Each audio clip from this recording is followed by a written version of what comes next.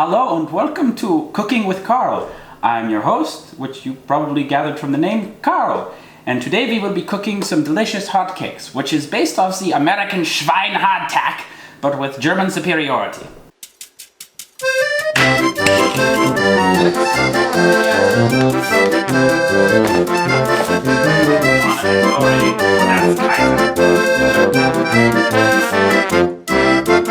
So to make the proper superior German Hartkeks, you will need some flour, ein bisschen Salz und 2 cups of Wasser. For those of you whose parents did not love you enough to teach you German, 2 means 2. That is the last tip I will give you. Now, the first thing you will want to do is take 4 oder 5 cups of flour. I will be using 5 cups. Don't expect me to give you a translation. You want to use a knife like this to make sure that the flour measurement is exact. Otherwise, you will have some very poorly made Hardtack. Now, once you have the flour all set aside, just set aside the bag. And you will want to get around 3 teaspoons will do the job. Once you have all that done, you can just remove the salt. You don't need any more. And then you add 2 cups of Wasser into your mixing bowl. And then you can lift up the flour and start the mixing process. Once you have it mixed for about, about 30 seconds to 5 minutes, once you get into a nice doughy consistency, you begin on the fun part. You want to make sure all the flour and all the ingredients get mixed up together, nice and even. Otherwise, your Hardtack will not turn out correctly, and you will have a very bad cooking experience.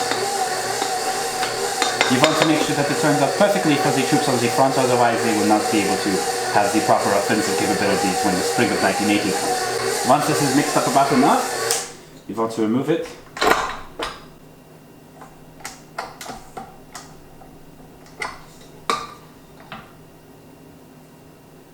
All of these. And then you will want to prep your pastry mat. Just putting a little bit of flour.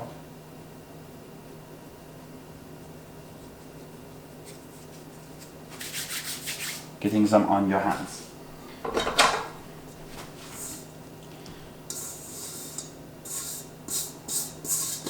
Once you have done that, you can begin to knead the dough to the proper consistency.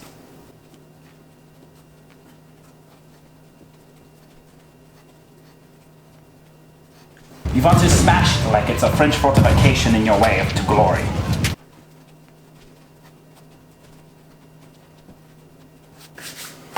Once in a while, you want to put some more flour on the pastry mat and get some more on your hands. Make sure that it doesn't stick to you. Otherwise, you will have a pain cleaning it all up off your fingers.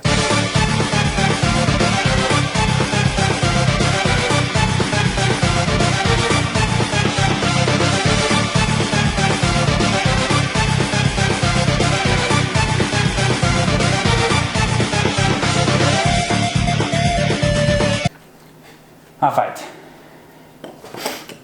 once all that is done, you can begin to roll it out.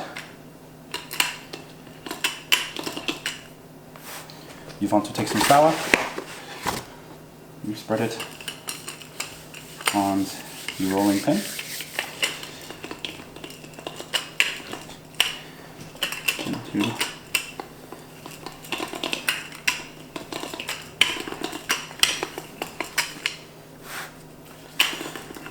The dough. Alright, once you have flattened it like the British Lions were at the song, you'll be able to properly cut out your Hartkeks.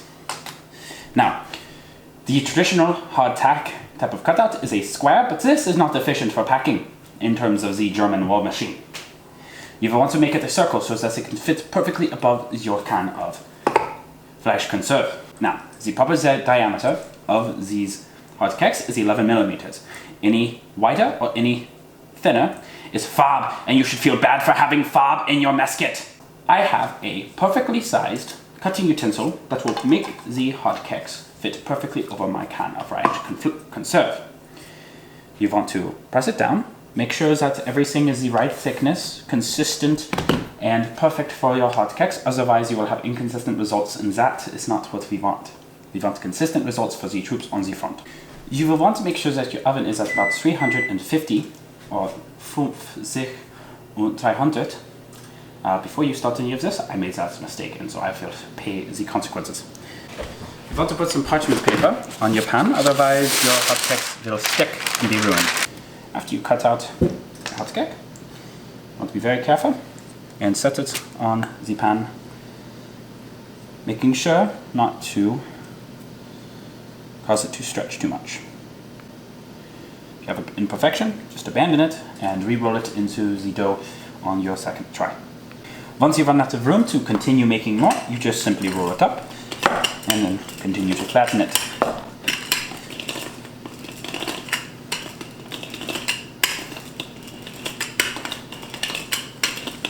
The problem with these circles is that you continue to have to re-roll and re-roll and re-roll, and you will have a little tiny bit of waste at the end.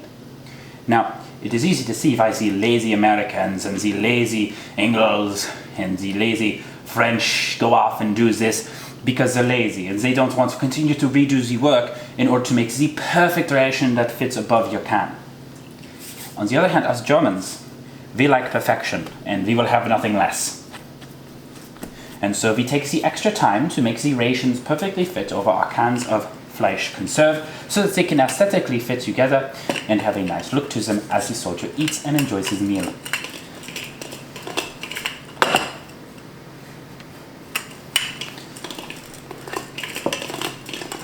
And let's be honest, squares are not the most aesthetically appealing thing.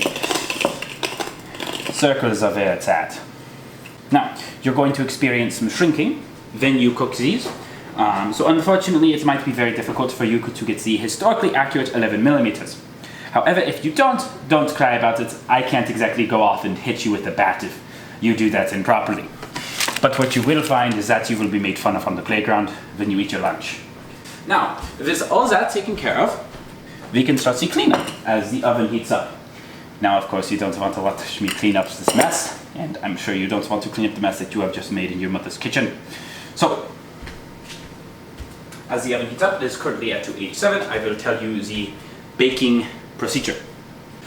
You will want to cook them for 30 minutes on each side. So you will put this in the oven at 350 degrees for 30 minutes, and then when that is done, you will flip them and put them in the oven again at 350 degrees for a further 30 Minuten.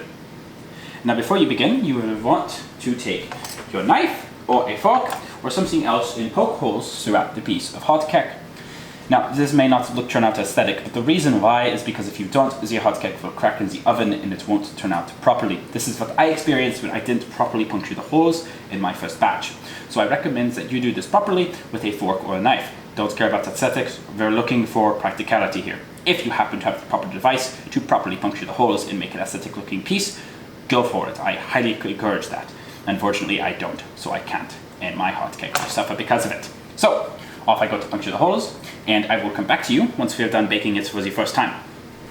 Hello, so this is after about 30 Minuten in the oven at 350.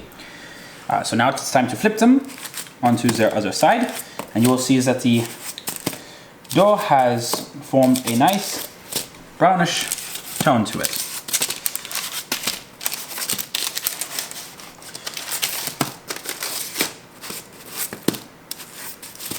Once you flip them, you simply put them back into the oven for about 30 minutes, and your Hartkeks will be finished.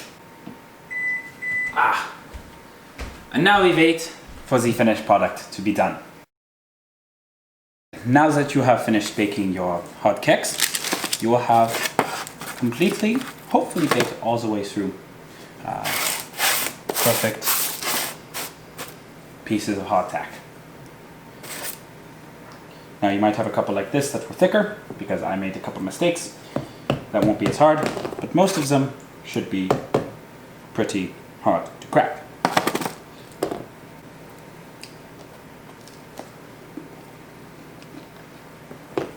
If you aren't very happy with the ways that they turned out, I recommend baking them just a little bit more and see how that goes. I might actually put these in the oven for another 10 minutes and see how they look after that. Once you are happy with the ways that they turned out, you will need them to sit for about 3 days for them to finish curing and to be properly hardened. As when they first come out of the oven, they will be a little bit soft. After this, they will stay in this condition for a couple years until they start to actually lose their flavor and their ability to become nutritious. So once all that is done, you will have some very great rations that will last you a very long time. And as you can see, each one of these is about the perfect size to fit on top of the can of Fleischkonserve. Alright, now that you have properly made your Hartkeks and all that good stuff, I will now get to cleaning up this mess. I thank you for watching this episode of Cooking with Karl. I hope that this was helpful and that you make your own Hartkeks to help your soldiers fighting in the Great War. For honor and glory for das Kaiser. I will catch you in the next one when I start talking about how to make Zwieback for your own troops, a delicious snack to have when you're busy killing the French and the British in the trenches of the Western Front. I will catch you in the next one, everybody. Auf Wiedersehen und tschüss!